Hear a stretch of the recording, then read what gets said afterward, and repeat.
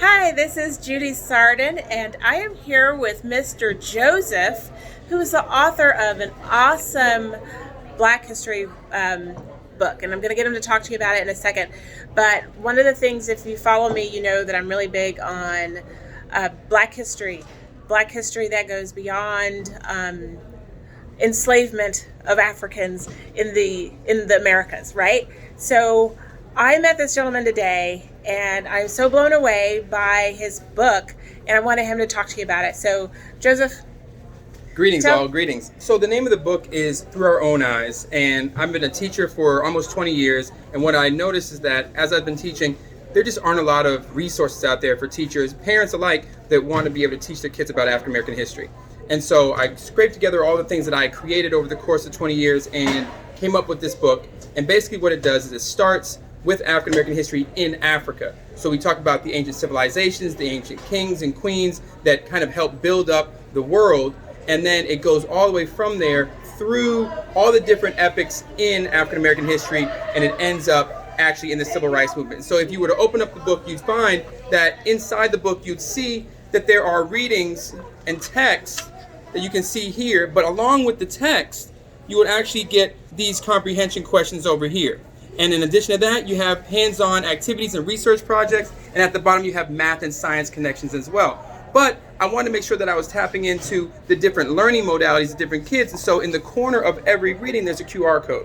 And if you scan your camera over the QR code, what comes up is a video that goes along with that text. And so it helps teach the kids also by reading, but also by watching a video. And so I just felt that as a teacher, we need more resources to help teach our kids and other kids, honestly, as well, about the entire breadth of African American history, and that it's more than just cotton fields, it's more than just MLK, but we need to know the entire scope of it. And so that's why I put this together.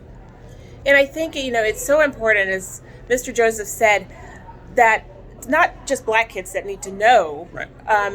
That Black people have an entire history. And, Black people are the only people whose history starts once we hit North America. Exactly. What I love about his program, is that it covers Black history, thousands of years. That's right. Of Black history. That's right. And then it brings us on over here. Right. So, Mr. Joseph, you said that your motivation was teaching kids that we were more than just in the cotton fields. That's right. So can you tell me how you talk about how somebody can use this as a supplement? Absolutely. Like if you've already got your European history book, how could you use this to supplement that to give the history experience a more robust flavor? Right. So one of the greatest historians of all time, a man named Arthur Schomburg, is an Afro-Puerto Rican, said that the missing pages of world history is African history. And I think you can't teach anybody else's history in the world without also talking about African history and Black history, because we have contributed to all of that. So if you're talking about European expansionism, then you also have to be talking about enslavement of people, because the expansion of European dominance around the world was all funded and then created the idea of the slave trade, right? If you're talking about, and let's just go fast forward some, we're talking about the Civil War, you're talking about Reconstruction, all that was centered around the experience of African American people, right? If you're talking about European Enlightenment, right? The Enlightenment period, you can't talk about that without talking about the Moors.